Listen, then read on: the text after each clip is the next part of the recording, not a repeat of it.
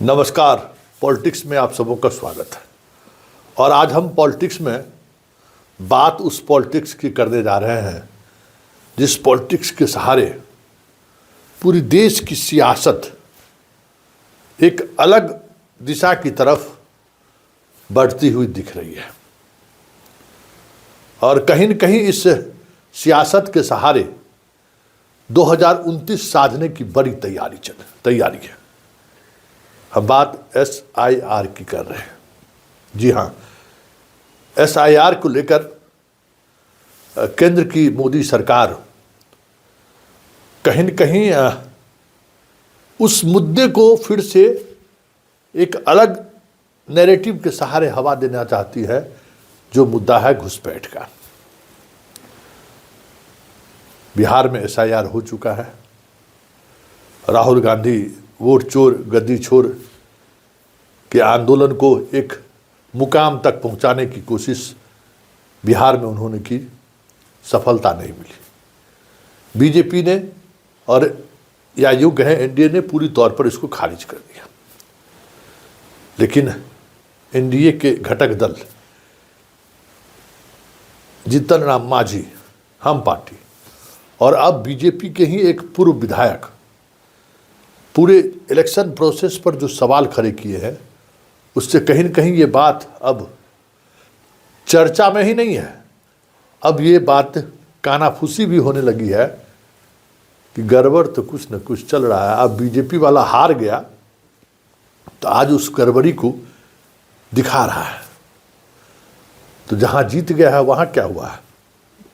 वहाँ भी अगर इस तरीके की घटना घटी होगी या इस तरीके से वोटर वोट गिराए होंगे, तब तो पूरी ये जो चुनाव हुआ है उस चुनाव को ही रद्द कर देना चाहिए।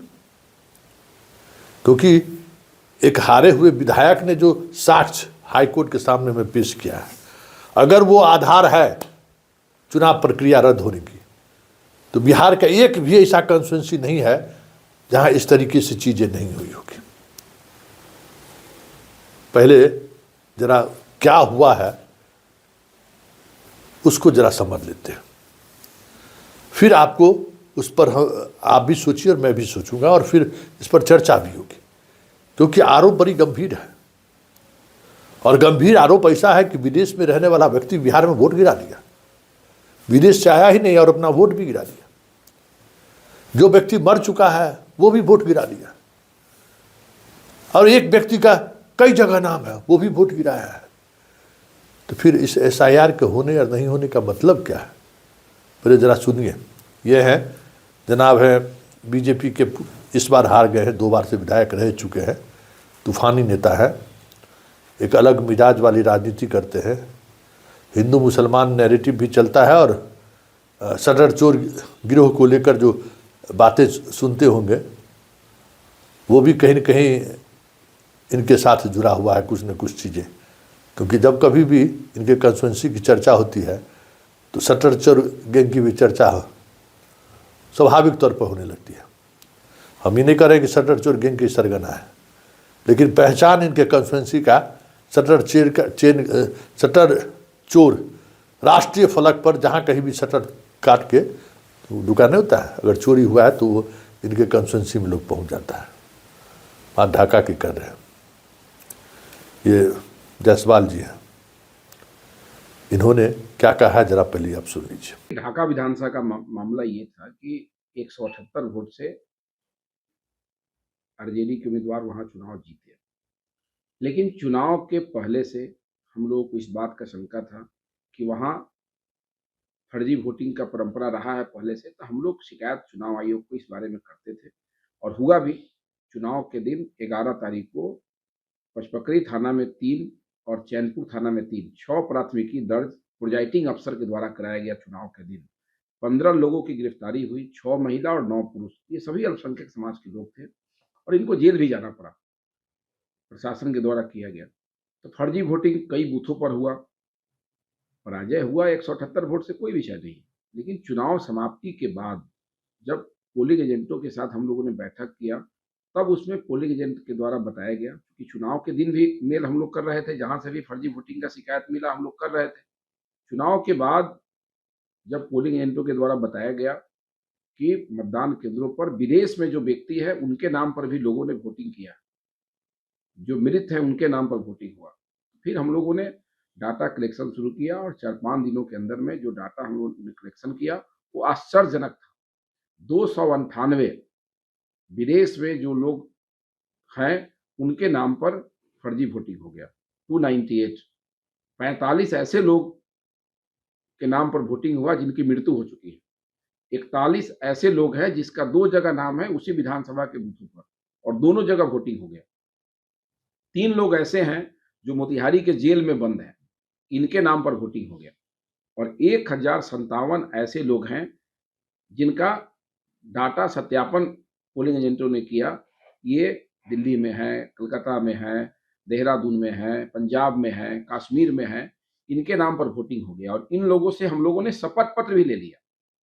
इन लोगों से हम लोगों ने शपथ पत्र लिया, विधिवत इन लोगों ने लिख के दिया है कि मेरा नाम फलना है, ढाका विधानसभा के बूथ नंबर इतना पर, क्रम संख्या इतना पर, गृह संख्या मेरा ये है, मेरा ये नाम है, मेरा उम्र इतना है और 11 तारीख के ढाका विधानसभा के मतदान में मैं शामिल नहीं हुआ था कतिपय कारणों से, लेकिन जानकारी मिल रही है कि हमारे नाम पर फर्जी वोटिंग हुआ है। ये काफी गंभीर विषय था। ऐसे 1444 मामला को हमने समेकित किया और पूरे साक्ष्य जब हमारे पास हो गए तब हम 16 तारीख को न्यायालय में, माननीय उच्च न्यायालय में जो रूल है इलेक्शन पिटीशन का, उसके हिसाब से गए और जो है मेरा एक ड्राइवर है हमरा, उसका 3500 था फॉलोअर। मेरे चुनाव में उसका 1,15,000 हो गया था, अभी 1,25,000 बहुत तेजी से। हाँ, हमें 145 से वो डर लग रहा है कि हमसे नहीं टप जाए। सुन लिए, चुनाव परिणाम के बाद ये अमित शाह से भी मिले थे। स्वाभाविक तौर पर जिस डाटा को लेकर ये हाईकोर्ट पहुँचे हैं उसमें बिना होम अफेयर्स मिनिस्टर के सहयोग के बगैर संभव ही नहीं है कि फॉरेन अफेयर्स मंत्रालय इनको बता दें कि ये लोग जो बाहर में हैं वो आए ही नहीं। एविडेंस वहीं से मिला होगा। राधा मोहन सिंह और जायसवाल दोनों जाके मिले थे और वो तस्वीर भी मीडिया में काफ़ी वायरल हुआ था कि क्यों गए मिलने के लिए। तो ये क्यों गए थे मिलने के लिए, ये बातें अब तो पब्लिक डोमेन में आ ही गया। लेकिन एक बड़ा सवाल है, जिन सवालों को के सहारे ये पूरे वोटिंग प्रक्रिया पर सवाल खड़ा कर रहे हैं और ये पूरे चुनाव को रद्द करने की मांग कर रहे हैं, तो फिर इसके लिए जिम्मेवारी तय होगी ना, किसने ये काम किया। आखिर वहाँ जो प्रिजाइडिंग अफसर होंगे, इनके बाकी जो इनके पार्टी के लोग होंगे, वो भी तो देखे होंगे। मान लीजिए कि नहीं आए, वोट गिरा दिया, मृत व्यक्ति भी वोट गिरा दिए, एक व्यक्ति का 2 जगह नाम है वो भी वोट गिराया है। ये सारे एविडेंस के साथ इन्होंने आयोग को ये दिया है और आयोग इस पर कोई निर्णय लेने की स्थिति में नहीं है, क्योंकि आयोग खुद चुनाव जीतने को लेकर सर्टिफिकेट दिया है। चुनाव में किसी भी तरीके की धांधली नहीं हुई है, गड़बड़ी नहीं हुई है। ये चुनाव आयोग, इलेक्शन कमीशन खुद प्रेस कॉन्फ्रेंस करके जनता को बताया कि देखिए इस आज तक बिहार में कभी ऐसा चुनाव नहीं हुआ था, निष्पक्ष, शांतिपूर्ण और भेदभाव रहित चुनाव हुआ। इंद्रदेव बाबू पूरा बाएं फैलाए थे, लेकिन भाजपा के इस पूर्व विधायक ने तो इनकी हवा खोल दी है। वो कहे कि पैंट का नारा खोल देने वाली बात होगी। आखिर कैसे ही 1400 से अधिक वोटर वोट कर दिया।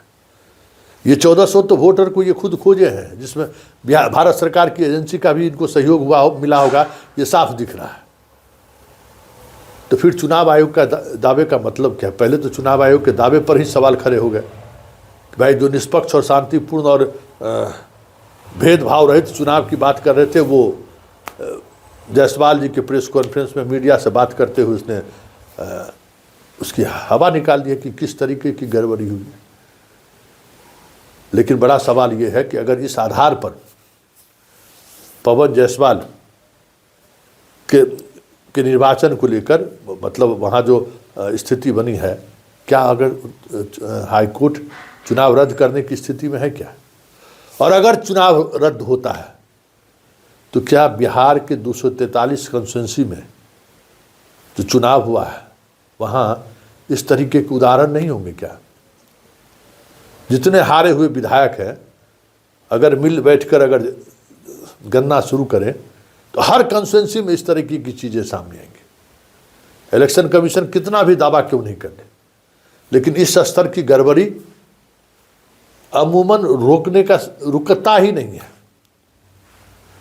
तो क्या बिहार में फिर से चुनाव होगा 2025 के विधानसभा चुनाव? क्योंकि अगर रद्द होता है तो क्या पूरे बिहार में एक फिर से नए सिरे से चुनाव होगा? ऐसे में एसआईआर का मतलब क्या है? क्योंकि जितने तरीके की गड़बड़ी पवन जायसवाल ने एफिडेविट करके हाई कोर्ट को दिया है, वही उसी के लिए एसआईआर का गठन किया गया था कि हम एसआईआर करके इस तरीके की सारी कमियों को हम दूर कर देंगे। लेकिन वो तो दूर हुआ नहीं।